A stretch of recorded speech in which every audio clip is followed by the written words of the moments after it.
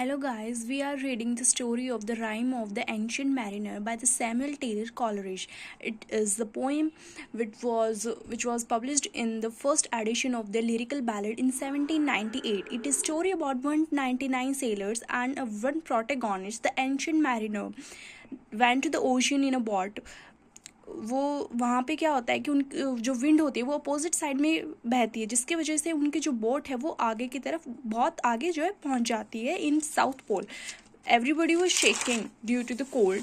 उनकी जो शिप होती है वो आइस में स्टक हो जाती है और they were praying miracle to happen. वहाँ पे एक बर्ड आता है albatross as a good luck.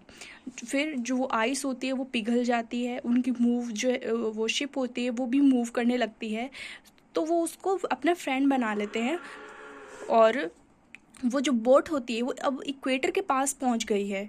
अब एल्बाट्रोस को क्या पता नहीं क्या होता है कि वो अब हवा में अपना बो एंड एरो को शूट कर देता है. The nature it disrespect nature gave him punishment. All the winds stop, wind current stops. उनकी जो बोट होती है वो मतलब ओशन के बीचों बीच जो है स्टक हो जाती है.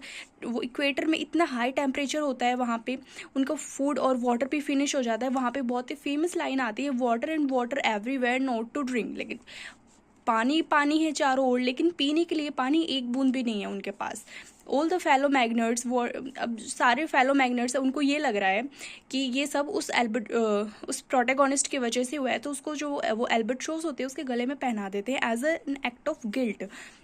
अब उनके इतने प्यासे हैं कि वो अपने लिप्स को बाइट करके वो खून पीते हैं और अपनी प्यास को बुझाते हैं.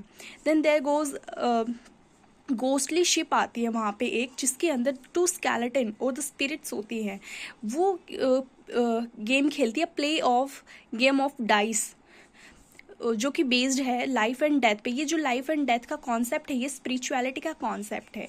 199 सेलर्स जो हैं होते हैं उनको लाइफ एंड डेथ मिलती है, और लाइफ एंड डेथ फिर भी बेटर है क्योंकि आप जीते जी मतलब कि मरने जैसी हालत हो आपकी, इससे अच्छा है कि आप मर ही जाओ, मौत भली है इससे अच्छे. तो उनकी जो सोल्स होती है अब उनकी बॉडी से निकल जाती है. अब वो सेलर होता है उसको डेथ इन लाइफ मिलती है.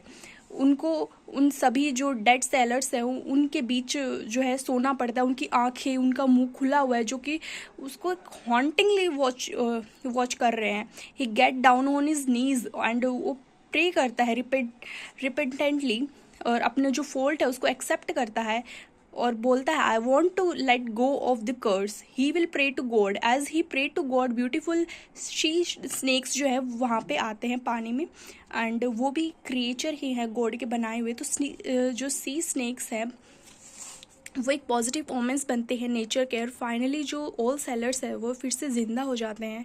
उनकी जो शिप है अब वो एक टेम्पेस्ट में स्टक हो जाती है, लेकिन but dry before a boat will appear. अब उनको एक बोट दिखती है जहाँ पे 3 जने होते हैं. एक कैप्टन होता है, एक शिप बॉय होता है और एक हर्मिट होता है. ये तीनों जो है रिकवर कर देते, प्रोटैगोनिस्ट को तो बचा लेते हैं, लेकिन वो बाकी सब जो है वो डूब जाते हैं. हर्मिट उसको पूछता है कि क्या हुआ है, लेकिन वो इतना कंपेल हो जाता है अपनी स्टोरी बताने के लिए प्रोटैगोनिस्ट हमारा, कि वो स्टोरी बता देता है. अब वो क्या होता है कि अब वो एक मैसेंजर बन गया है नेचर का. He will have to tell this learning to all. तो वो एक शादी में जाता है जहाँ पे 3 वेडिंग गेस्ट जो शादी में जा रहे होते हैं. वो एक को रोक के बोलता है कि तुम मेरी कहानी सुनो, लेकिन वो मना कर देता है कि नहीं मुझे लेट हो रहा है, मैं नहीं सुन सकता. लेकिन जैसे वो उसकी आइज़ पिन देखता है, उतनी इसकी ग्लिटरिंग आइज़ देख के वो खुद को रोक नहीं पाता है और वो हिप्नोटाइज हो जाता है. और वहाँ पे खड़ा खड़ा वो बिना अपनी इच्छा के वो उसकी कहानी को पूरी सुनता है. This is the end of the story. Okay, thank you.